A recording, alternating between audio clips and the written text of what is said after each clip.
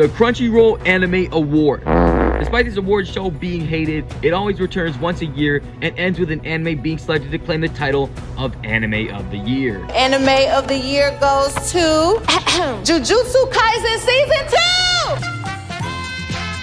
Whether it was deserved or not. Just like the Anime Awards, Solo Leveling returned for its Season 2 in 2025, and to nobody's surprise, this anime has become a fan favorite amongst the anime world, and even by large creators alike, including iShowSpeed. This is the best anime right now, chat. Solo Leveling is in my top 5 of all time. And even by Jesus Christ himself, Moist Critical. You know what else I love? Solo leveling. I know it's a little hipster thing to say, but I was sucking its dick before it was cool. With this newfound love for solo leveling by viewers across the world, including myself, this has shown me that Solo Leveling, more specifically Season 2, could easily take home the title of Anime of the Year. That's a bold claim considering we ain't even 4 months into the year, with many bangers dropping later on. But trust me, if you stick to the end, you'll agree that it is safe to say Solo Leveling Season 2 should take the cake for Anime of the Year 2025 at this year's Anime Awards. Let's take a deep dive into what makes this second season of Solo Leveling so incredibly good that it becomes so obvious as to why it should win Anime of the Year 2025.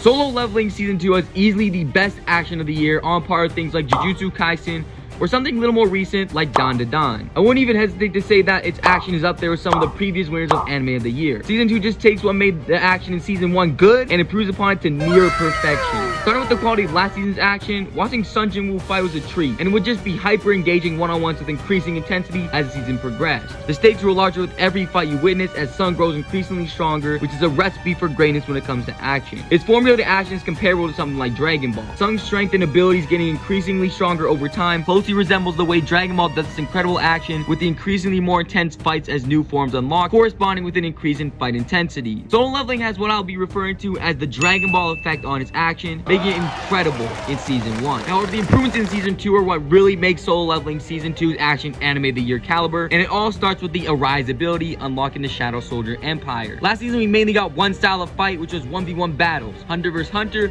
or Hunter vs Magic Beast. There's nothing wrong with this, but what makes Solo Leveling's action Anime of the Year level is how this season branches out in ways we haven't seen from Solo Leveling Season 1 or many other shows. With the new Shadow Army in place, Solo Leveling branches out into full-on wars between Shadow Soldiers, Orcs, demons, and even dopey-ass hands. Now, instead of every fight being a one-on-one, we get more variety in the action, which creates an extra layer to keep audiences engaged, while also making sure the action doesn't get stale. It doesn't stop with just adding war battles, because later on, Sung arises the Orc Mage that I forgot the name of, just like Sung did, so I'll just call him Fang, which branches out the fights even further into full-on kaiju battles as well. Now, Solo Leveling doesn't just have clean one-on-ones. It has the option of war-style fights, and even kaiju style fights, like it's trying to be kaiju number 8-2 or some shit. With its new ability to create the shadow roster of Fang, Tank, Egress, Iron, the Wyvern I forgot the name of, and Beru the Ant King, plus the soldiers, who mind you are all the coolest ghost soldiers I have ever seen in my life. Solo Leveling's action takes on more layers than ever before, bringing that question of what type of fight will be next in the series. Will it be a war? Will it be a one-on-one? Will it be a kaiju battle, or fuck it, will it be a combination of any of the three, like we see in fights like Sung versus the Demon King, or Sung versus the Elf Leader? You never know what you'll get. Which makes the action on a level comparable or greater than what it takes to be Anime of the Year. No matter what type of fight you get out of the series, it's always gonna be a banger that will leave your jaw on the floor and have you screaming, "Oh, baby!" how awesome the action is. To round off this segment, the animation complements every single fight so incredibly well throughout the entirety of the show. The fights don't only bless how you feel, but they also bless your eyes with some of that visual crack cocaine. The moment that encapsulates just how much of a compliment the animation is to the action has gotta be Sung versus the Demon King Baran. That whole 1v1 just shows how much care the animators put into this show and demonstrates how skilled the animators at A1 Pictures can be when they actually fucking try. This segment of the video alone is easily one of the biggest reasons why Solo Leveling will bring home Anime of the Year 2025. The action is one of the most sophisticated and well executed parts of Solo Leveling, on par with and even exceeding other Anime of the Year in the past. So congratulations Solo Leveling for having some of the best action of the year, but that's not the only reason why Solo Leveling will take home Anime of the Year.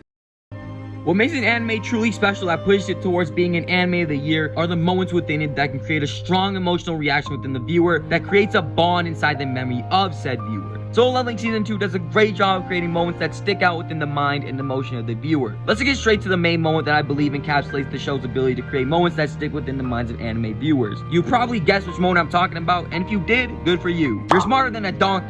Anyways, we're talking about the scene in which Sung awakens his mom from the eternal slumber she's endured for 4 years. This scene is easily one of the most beautiful, gut-wrenching moments in this series so far, completely blowing season 1's emotional moments out of the water. Everything Sung has worked for through both seasons of the show. He endured countless battles, got into squabbles with terrible people, defeated enemies that seemed virtually unstoppable just to see his mom awaken again. This moment right here was sad. I didn't cry over it like I cried at other shows that I would be embarrassed to admit that I cried watching, but it was still a heavy hitter. The music really hit the spot to get you into that crying mood that many top shows get you into. It was also a really beautiful moment visually, with the night striking a shining light over the most important thing being brought back into Sung's life: his mom, his family.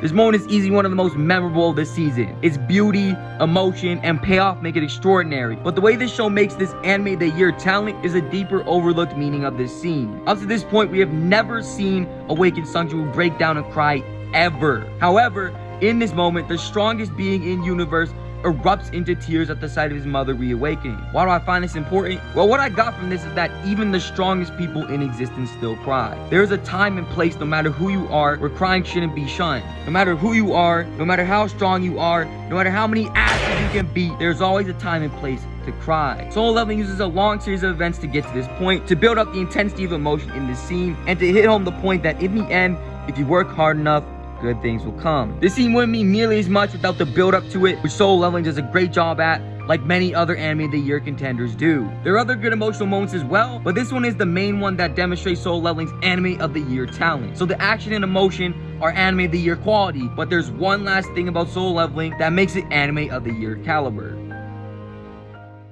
One of the things that gets me hooked on a certain series or show is the world that a show takes place in. The expansive worlds found in anime is one of the most intriguing parts of sitting down and watching a new show till the bitter end.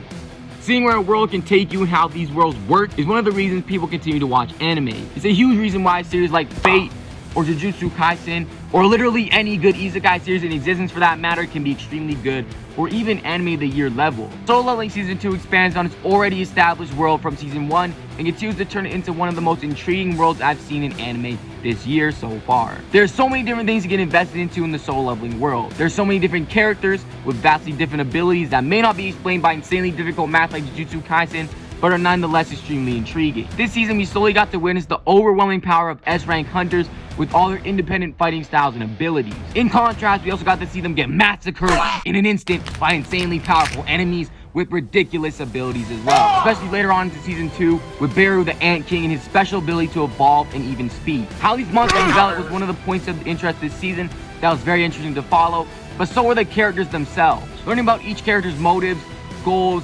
ambitions is never dull, as each character looks to do different things in Hunter Society, whether that be getting stronger, taking over the market of guilds, or casually trying to eliminate another country's power to take over Hunter Society. Having this intriguing cast of characters with different relationships, whether they be good or bad, is important to creating an anime of the year, and I know Solo Leveling does an amazing job at this. The Hunter Society each character lives in also provides intrigue, as we are constantly learning how the society is shaped, how it can be used, and most interestingly, how it can be abused for individual gain. There isn't really a dull moment when it comes to the world of Solo Leveling, but to me what boosts Solo Leveling into anime of the year category in this front is the mystery of this world that we haven't figured out yet. Unless you read the source material, but that doesn't count, we're talking strictly anime here. What can make an anime truly excel and push beyond the limits into anime of the year spotlight is mystery. Solo Leveling's mystery of the system is what makes me most invested in the show, besides seeing Sung beat the shit out of every enemy in his path, of course. Throughout the season, we've been teased about what the system is, what the goals of the system are, what things are involved with the system, and how it will play out in the future. We've seen that the monsters are somehow connected to the system in some way. Some sort of war is taking place that the system may be involved with. But so far, we don't know the answer to the big question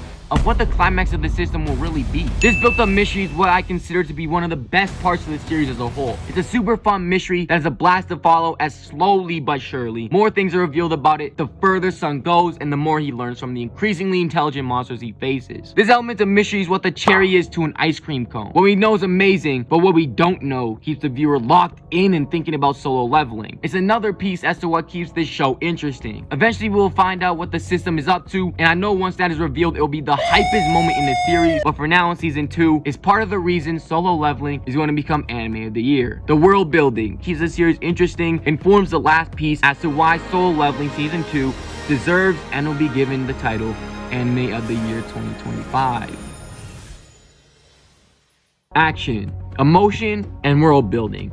These 3 things are easily some of the most important things that need to be executed extremely well to have an anime become anime of the year. Solo Leveling does each of these 3 things at an immaculate level. The action is fluid, it has extremely high stakes, increasingly intense battles, and most importantly, it never gets boring with its variety of battle types that can be used and changed out over the course of the show. The emotional moments this season are few and far between, but when Solo Leveling chooses to execute on its emotional moments, it hits hard and provides meaning to a viewer that sticks in the minds of the people who view it. Finally, the world of Solo Leveling is one of the most intriguing concepts I've seen in anime in a while, filled to the brim with interesting characters, with an equally developed world that is filled with mystery that leaves questions unanswered to keep me and many others coming back for more. These 3 things are what will make Solo Leveling Anime of the Year 2025, but we'll have to wait and see if I'm correct. Who knows, maybe it'll just get Anime of the Year because it's popular as fuck, who knows. But anyways, thank you for watching till the end, subscribe if you enjoyed, and I'll see you all whenever I finish my next anime, whenever that will be. I don't even know what to watch next, leave it in the comments. But have a great day. Peace.